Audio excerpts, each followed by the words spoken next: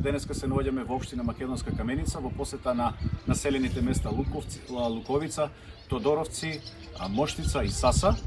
Тука сме изворно да слушнеме од граѓаните кои проблеми ги мачат, за да ги ставиме, односно да дадеме предлог решенија за во нашата програма за следните парламентарни избори. Жално е кога се гледа како Македонија се празни, како белата чума го има погодено истокот и овој крај од државата. И сето тоа е последица на системот кој што не функционира, односно за немањето на еден здравствен систем, на еден образовен систем, односно немање на еден правосуден систем кој што ќе гарантира правдата за сите граѓани во Република Македонија. Европската перспектива која што ДУИ и Социјалдемократскиот сојуз ја заговарат и ја нудат на граѓаните е само бледа фарса за покривање на нивните криминални дејанија.